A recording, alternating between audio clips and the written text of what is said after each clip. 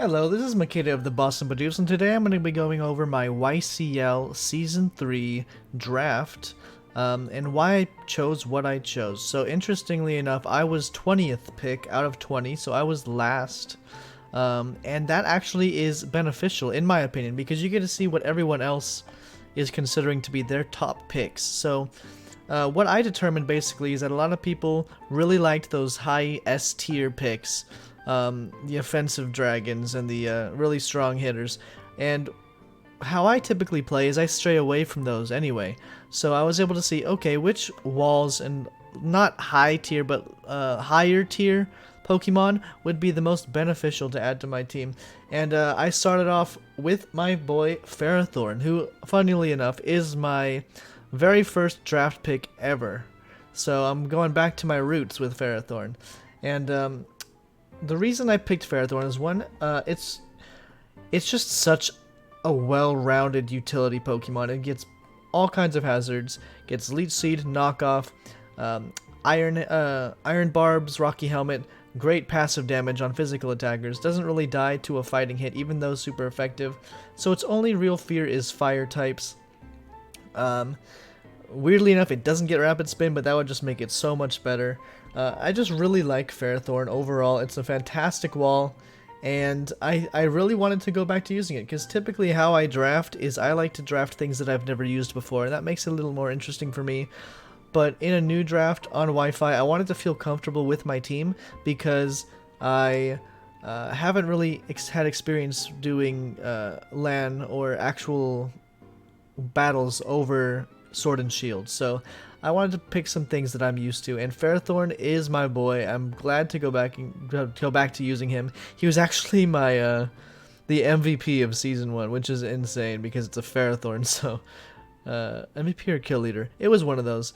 But anyway, I'm glad I picked him up, and to complement him as my second pick, since I get two back-to-back picks, I wanted to pick a Fire type to deal with, at least resist the mons that really threatened Fairthorn, as well as a fighting resist. So I went with Moltres. So Moltres is really cool because it gets Flame Body, and Flame Body is going to be a great boon because a lot of the teams that were drafted, I mean obviously I couldn't know this at the time, are heavily physical. So in hindsight, Moltres was a great pickup for me because it's so defensive. And it also complements Fairthorn really well. So it's a great core, defensive core with Fairthorn.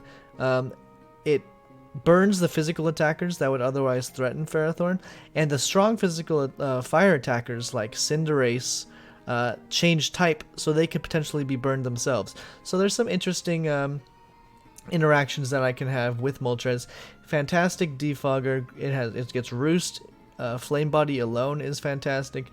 It's going to be dealing with a lot of threats to Fairthorn and a lot of other threats just against the fully physical teams that are in this league. So I'm really proud. I'm really glad I picked it up second because I'm sure it would have been taken by the time it got back to me. So then we go to my third pick, which ended up being Crocodile. So I picked up Crocodile because it's really hard to find really good ground types that don't get picked up right away. And while Garchomp was available at the time, I have Garchomp currently drafted in another league, so I'm going to kind of contradict what I was just saying and how I wanted to feel comfortable. I just really wanted to use Crocodile. I've never used him in a draft league, and I feel like he's just very strong. Looking at a lot of the matchups, Crocodile, Dark, and Ground are two very powerful stabs for the teams that I will be facing, and he's just overall just a powerhouse. With Moxie and Intimidate, I can go either a defensive set, it gets Stealth Rocks, and Moxie just lets it snowball once I'm late game, and a lot of the teams I've weakened a lot of their stuff. So I think Crocodile overall is just a solid mon in general. Great ground type. I have a really hard time picking out a ground type, so I'm glad I picked one up early.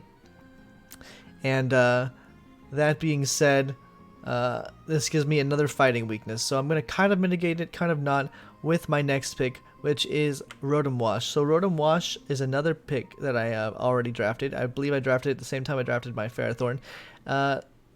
But I think it's just overall solid. Actually, no, I picked Jellicent, but Rotomwash is just great because defensively, the typing is fantastic, and Levitate makes it not weak to ground. So one of the types that I am generally scared of. So it's still afraid of like Excadrill, Earthquake, and Haxorus because of Mold Breaker. But for the most part, it's so bulky that I don't have to worry about it. It's another counter to Fairthorn's weaknesses in that it gets Will-O-Wisp for those fighting types. It doesn't really take much from them anyway, and then it can just deal with the fire types naturally with Hydro Pump. I really like the utility provides. It's a nice pivot. It can be fast or slow depending on what I need, and just a great type combination that I think helps me a lot. I could have gone with Lantern for the same kind of thing, but having Levitate makes it just so much better. So yeah, I went with Rotomwash again because I really like it, and I think it'll be very powerful against a lot of teams. And my 5th pick, I needed a fairy. So originally I was going to draft either Sylveon or Weezinglar because they're both very powerful for the tier they were placed. I believe they were B tier, so they were like 80 points. They were either 80 or 100 points. And right before it was my turn, they both got picked up. So I ended up going with Comfey, which I am actually quite happy with because it gives me priority, which I'm currently lacking on my team. And it means that those Pokemon of fighting types, the dragon types that are going to be very scary, will not outspeed regardless of setup because of its priority Draining Kiss with Triage if I need it to be. It's also a really fast base 100 speed with Defog and all kinds of utility, healing, aromatherapy, Leech Seed. So there's really good potential for this mon, both offensively and for utility. So I'm really excited to use it to see if I can make it work. And next up, after I drafted Comfey, I drafted Hitmonlee because I really wanted a fighting type. It's also a rapid spinner, and I feel like for a 60 point mon, it is extremely underrated. I feel like Hitmonlee is definitely the best of the 3 Hitmons. Hitmontop's really good, but I think Hitmonlee his offensive presence is really great. It's an unburdened user, and there's a lot of terrain teams out there that I can sneak some benefit in with Grassy Seed or Electric Seed or whatever. So that'll be fun. It also gets a Close Combat Wide Herb and Fake Out Normal Gem.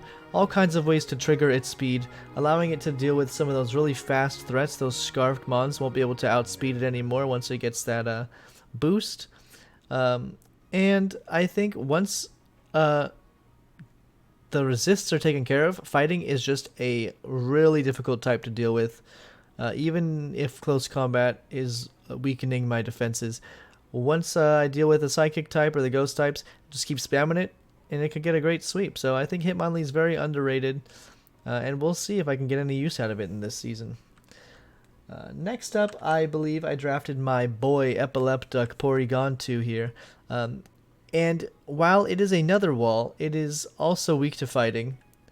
But because of item clause, I felt that I really needed to draft something with Eviolite, because then I won't have to worry as much about dealing with the item clause and switching up the items on my walls, because a lot of Pokemon like Moltres is probably going to run heavy duty boots depending on the matchup. Fairthorn, you could run leftovers, but you could also run Rocky Helmet. So Porygon 2 gives me some more flexibility in that I can just put Eviolite on it, and then I can move that leftovers to something like Rotom, or I could put Rocky Helmet on something defensive, you know. So I really love Porygon 2. Even though it's also weak to fighting, it could usually take those hits anyway. Trace is a fantastic ability. It can live all kinds of hits, invite all kinds of status, and it's even a slow pivot with teleport. So honestly, I just love Porygon 2. It's probably one of my favorite competitive Pokemon, and I was surprised that it made it this far into the draft without being picked up. It's the 7th pick, which means there was all kinds of opportunities for other people to pick it up, and it was just calling me, so I had to pick it up. It was either Porygon 2 or I was going to use the rest of my points to pick up Gengar, but I felt like that took too many points off for the rest of my team. While you can see a lot of my Pokemon right now are higher tiered, I feel like in a draft league you want to utilize your points to make sure everything on your team is at least somewhat viable, because you have 11 slots in this league specifically, so you want to add that flexibility to your roster as much as possible. So my next pick ended up being Frostless because I didn't have a ghost type yet. It's really fast, and ice type seems like it's going to be very good offensively, as is ghost is always great offensively. So I picked up Frostless because it really seemed like a viable option. But in hindsight, I'm not so sure how effective it's going to be. But I still think that it's going to be at least useful as maybe a suicide lead or a spike setter or a fast Destiny Bond user. All kinds of uses in a pinch. Unfortunately, it does not get freeze dry. If it got freeze dry, I think it would be an amazing 60 cost mon. But I digress. I still think Frostless is powerful. It can be either physical or special. They have the same physical stats or same offensive stat in both the categories. So it's very flexible, so I give it that. I've used it before, wasn't too fond of it, but at least it was the best ghost type option that I could get at this point, and I think it's going to work out in the right situation, so I am not upset by this pick, but it could be better. But with what I got, I think I've done a pretty good job of working it into my roster. Next up, I got Licky. So this is a duplicate in my normal typing. Usually I like to diversify my teams. As you can see, I don't think I probably have any other overlapping types, if I'm not mistaken. But I decided to go for Licky because if, for example, I didn't want to bring Porygon II in week, they have a lot of knockoff users. Licky is not as scared of knockoff as Porygon II.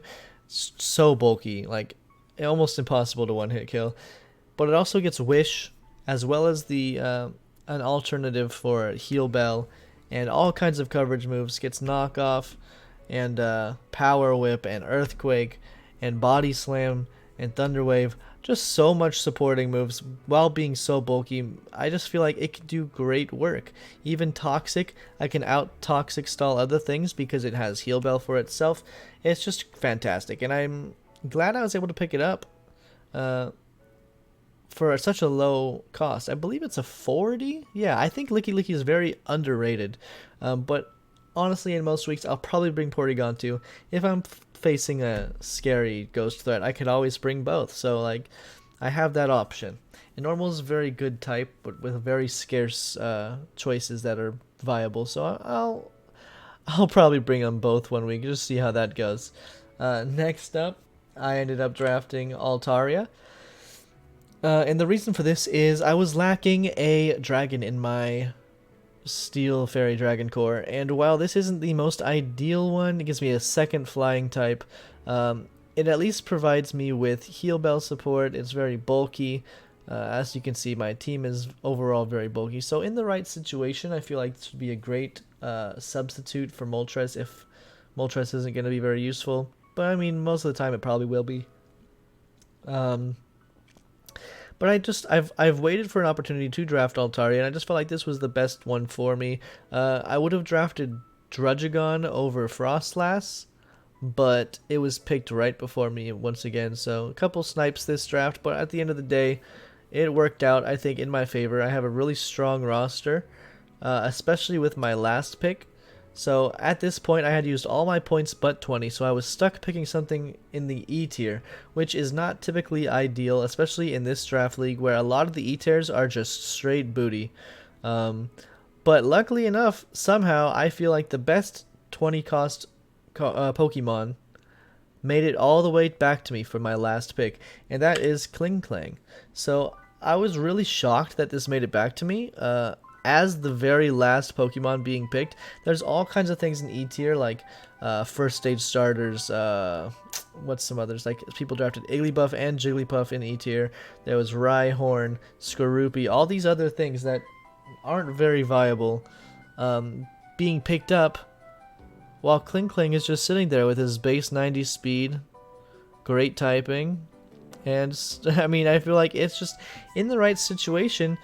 Being able to set up with Klinklang and Sweep is a possibility. For a 20 tier, I can't even complain. And I was genuinely shocked because there's things like Sudowoodo and Solrock and other things in the E tier that could be viable. Oranguru was there.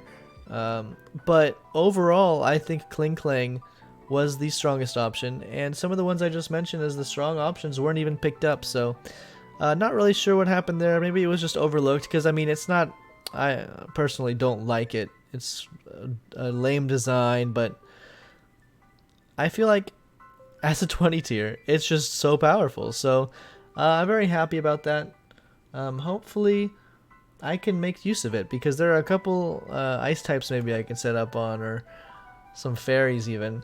So that's exciting. I'm very happy with my draft overall. At a glance, the team is extremely scary. I mean, Fairthorn, Moltres, Crocodile, Rotom, Porygon II, all very scary Pokemon, with the possibility to swap the last slot in for Comfy, Hitmonlee, Frostless, another normal type in Licky, and even Kling.